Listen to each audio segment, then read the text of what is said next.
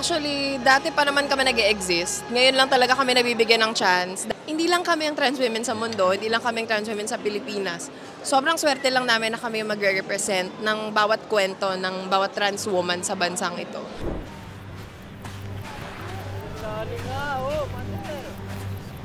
Ang Warla po ay tungkol sa pelikula na hango sa totoong buhay or totoong kwento ng grupo ng trans Pinays na nangyindap ng foreigners para sa kanilang gender affirming surgery.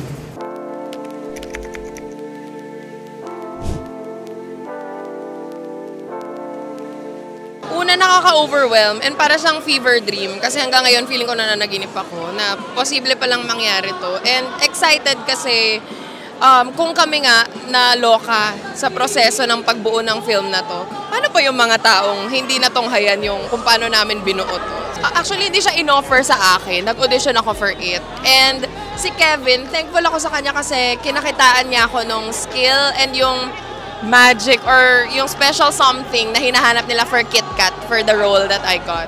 So, ayun, nakaka-excite lang na makita nyo and mapanood nyo yung Warla kasi ito talaga yung totoong nangyayari sa trans community. Hashtag, mas accessible na trans healthcare sana sa Pilipinas. And mas malawak na pag-intindi sa pinagdadaanan ng mga trans women sa bansa.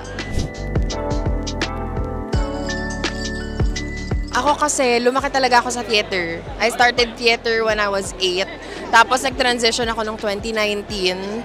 And bago lang. And may struggles and may mga nawala akong friends, may mga bago akong friends. And throughout dong process ng pagta-transition ko, mas nakilala ko yung sarili ko. Kasi ang fear ko nung una sa theater, wala na akong roles na makukuha pag nag-transition ako. Yung pala kabaliktaran, naloka ako na dumami na parang, ay, in fairness, nakikisali sa amats ko yung universe. So ayun, masaya na hanggang ngayon, patuloy pa rin ako nagta-transition. And lalo na nung nakilala ko sina Ate Jervy, sina Serena, Ate Valeria.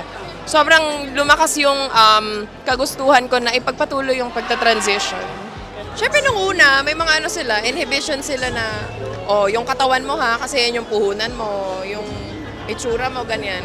Parang ang main concern lang nila yung health ko. Kasi pag nagda-transition ka, bawa injectables or oral pills, diretso talaga siya sa liver. Kaya importante magpa-endocrinologist or magpa-check up, pati psych eval kasi ibang animal din ang transitioning, nakakabaliw din siya. Oo, wag niyong gagayahin sa mga trans na yung magta-transition. No. Magpa-endocrinologist muna kayo kasi yung liver nyo baka mag-fail. Yung ano ka na, yung conscious ka na sa decision mo, hindi yung minor, ganyan, sobrang bata. Siguro late teens, ganyan. Kung supervised naman, go. Kung may psychiatrist ka, endocrinologist, yun talaga important. Pero as much as possible, yung kaya ka nang gumawa ng sarili mong desisyon and kaya mo na siyang pangatawanan kasi reversible siya pero iba din yung effect tsaka yung toll sa mental health talaga. So yung mga trans nene and trans totoy na nagbabalak mag-transition, meron tayong mga accessible healthcare, so love yourself. Madami kayong pwedeng pagtanungan kahit online. And wag nyo gawin na experiment kasi no. Maraming natetegi because of that. Actually, dati pa naman kami nag-e-exist. Ngayon lang talaga kami nabibigyan ng chance dahil din siguro sa pag-usad ng technology and pagiging bukas ng utak at isipan ng mga tao. Sobrang halaga nito kasi hindi lang kami ang trans women sa mundo, hindi lang kami ang trans women sa Pilipinas. Sobrang swerte lang namin na kami yung magre-represent ng bawat kwento ng bawat trans woman sa bansang ito.